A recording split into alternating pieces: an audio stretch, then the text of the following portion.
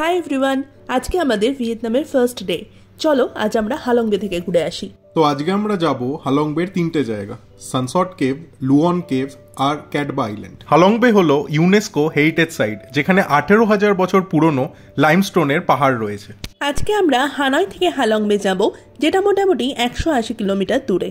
সকাল সকাল লিমোজিনে চড়ে আমরা পৌঁছে গেলাম পার্ল ফার্মে। আমরা তো জানতাম যে মুক্তো ন্যাচারালি শামুকের মধ্যে তৈরি হয়, বাট এখানে গিয়ে দেখলাম যে এরা আর্টিফিশিয়ালি মুক্তো তৈরি করছে। মুক্তোর ফার্ম ঘুরে আমরা চলে এলাম টুয়ান চাও বন্দরে। এখানে এসে দেখলাম সারি সারি ক্রুজ দাঁড়িয়ে রয়েছে, তার মধ্যে আমাদের ক্রুজ ছিল কোজি বে।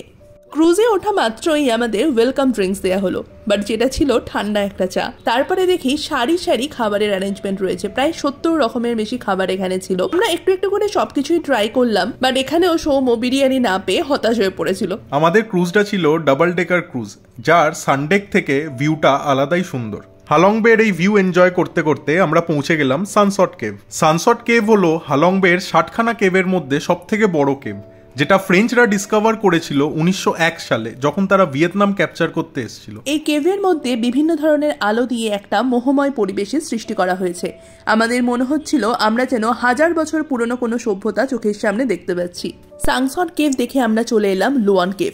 লুয়ান কেভের বিশেষত্ব, এই কেভের মধ্যে দিয়ে আইদার ব্যাম্বু বোট রাইড বা কায়াকিং করা যায়। আমরা দুটোই করেছিলাম, আর কায়াকিং করার সময় যেমন দেখতে পাচ্ছ আমাদের বোটটা সামনের বোটের সাথে লেগে প্রায় উল্টে যাওয়ার মতো অবস্থা হয়েছিল। কায়াকিং করতে করতে আমরা পুরো স্নান করে গেছিলাম।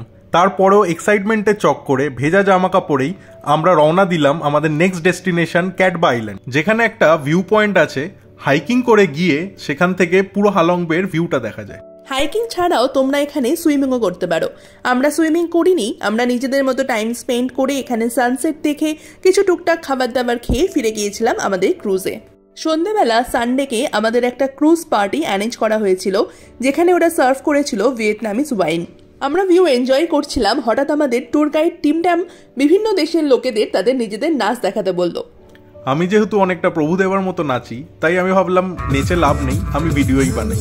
বাকি দেশের নাচগুলো তোমরা এই শর্টসে দেখতে পারো। এই ট্যুরটা আমরা ক্লুক থেকে বুক করেছিলাম, যার ডিটেলস তোমরা আগের ব্লগে পেয়ে যাবে। পরের ব্লগে তোমরা দেখতে পাবে ভিয়েতনামের অন্যতম সুন্দর জায়গা নিন বিন। ভিডিওটা ভালো লাগলে আমাদের চ্যানেলকে সাবস্ক্রাইব করে দিও।